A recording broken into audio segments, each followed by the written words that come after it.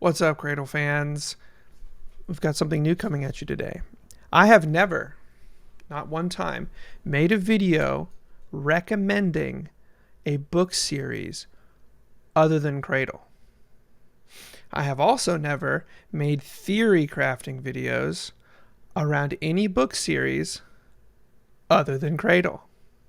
I've talked about other book series on the podcast, the Information Requested podcast, which you can click on to go check out. But if you're watching this, if you're watching this, there's a very high probability that you have already watched those or know of them. So there's going to be no convincing you. But convincing you to read this book series is going to be my job. So what book series is this? Well, if you have read the title, you should know it is the Weirkey Chronicles by Sarah Lin. This is the same author that wrote The Brightest Shadow, which is a book that I have talked about on the podcast, and Street Cultivation, which is a series many of you have already read. Street Cultivation ended after 3 books, and lots of people loved it. I personally would have loved to see more of those books, but that's just because I enjoy progression.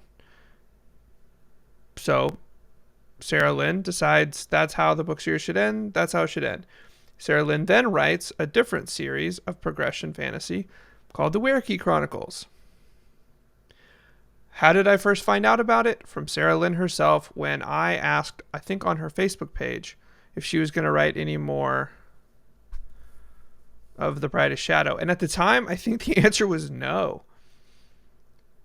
Spoiler alert. There is a second book in that epic fantasy series. But at the time, Sarah Lin responded to me saying, if you like Cradle, you should check out my Weirkey Chronicles series. Did I? No.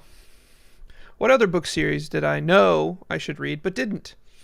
Cradle. It wasn't until I accidentally sat by Will that I picked up Cradle. So I don't really remember why I picked up Soul Home. I think because I saw it on Audible and I saw that Travis Baldree had narrated it. I think that's why I picked it up. So the first audiobook just came out like last month, and today is January 30th, 2022. And the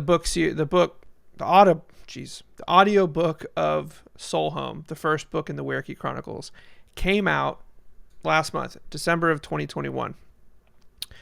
So it's new as far as that's concerned. So I want all of you to read it. Only the first audiobook is available, but the first 4 books are available. In fact,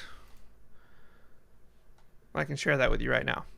So if you look over here, we've got the 4, and it looks like Soul Home has an old cover, because I've had this book sitting in my Kindle library forever, and I just never read it because I suck.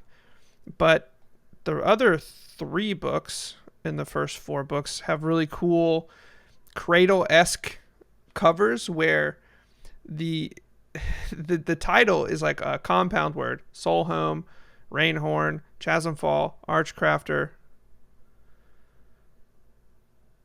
with simple covers, which are cool. Reminds you of Cradle.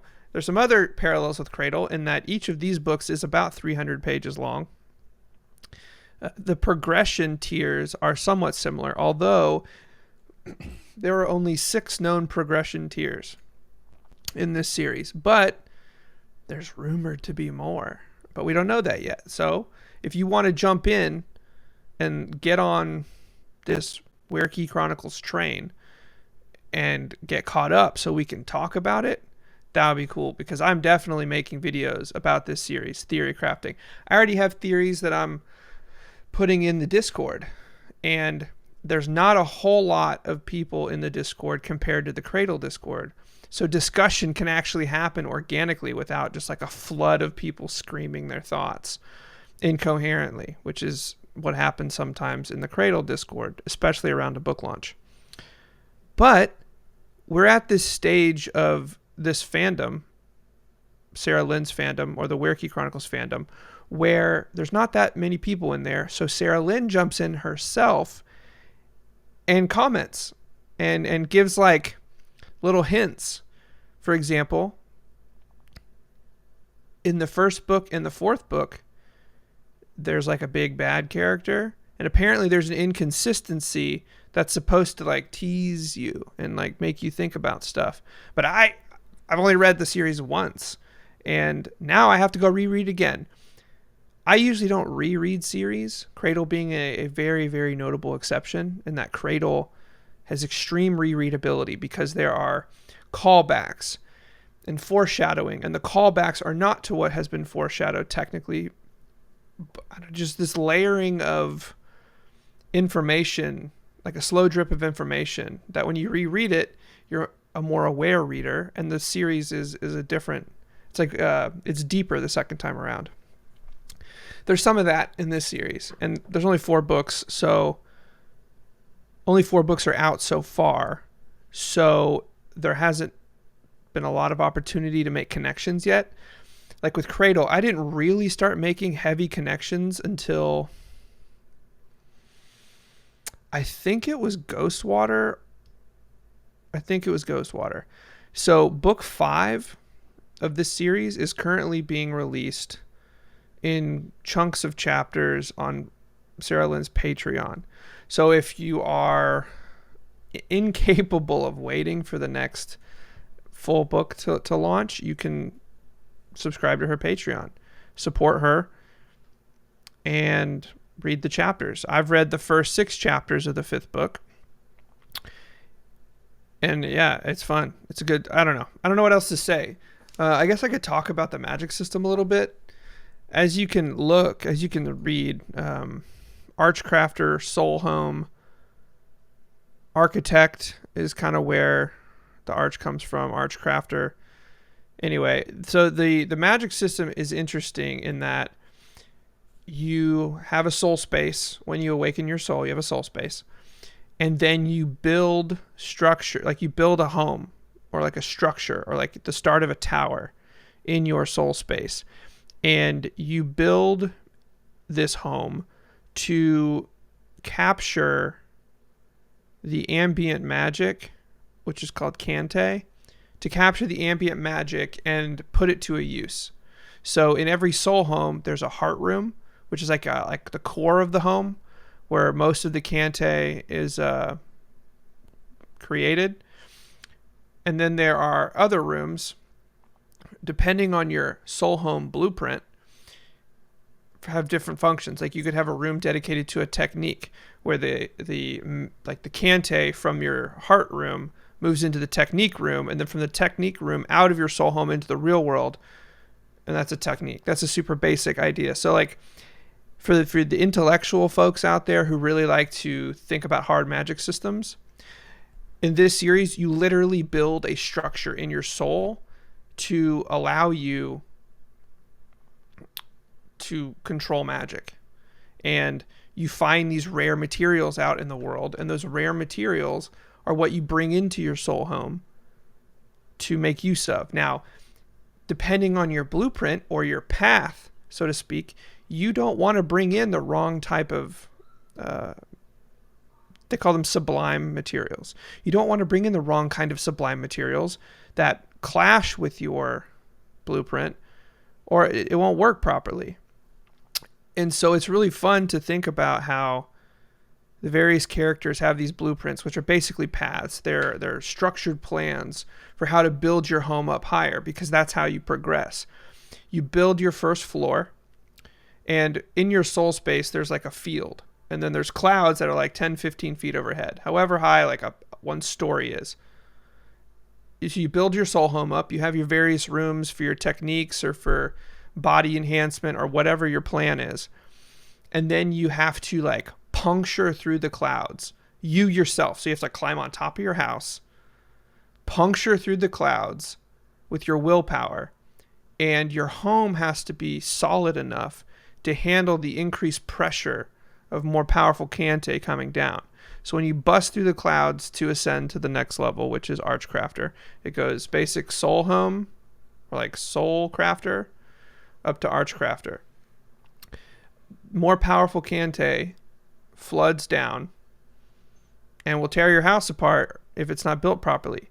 If it is built properly, that Kante will be infused into the home, making all the materials and the rooms and the techniques more powerful. And so it builds off of itself. So you can't think short-sightedly. You have to really think long-term so that the floors can compound and build off of the concepts that you're working with. And like I said, there are 6 known tiers. So you're effectively building a tower. And there's a lot of cool concepts involved. There are like sacred beasts. They're called sublime creatures. There are some creatures similar to dread beasts, but they're called demons. There's a lot of parallels, but it still feels very fresh and unique.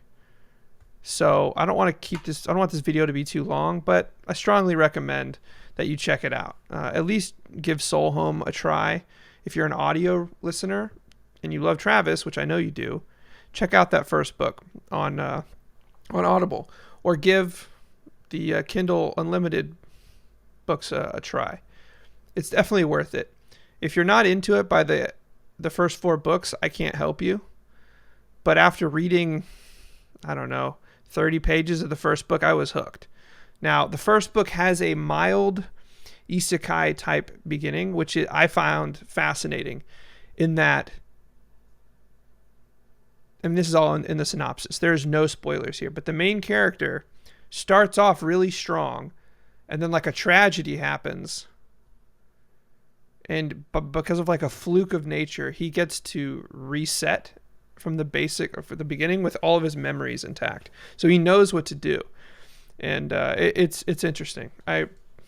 Again, for like the 15th time this video, strongly recommend it. There will be links in the description below to Amazon to check out the books, to check out the audiobook, to Sarah Lin's Discord if you find yourself interested in joining there. Although I really recommend reading the books before you join the Discord. I'll have links to other of Sarah Lin's series, as well as her Patreon if you want to be supportive. Basically, any resources you might need to get yourself interested, I will be putting in the description below. So thank you for watching. I hope you check out this series, because there will be videos on it coming, soonish, so that you can join along and help Theorycraft with me. Yeah. Let me know what you think. Thanks for watching.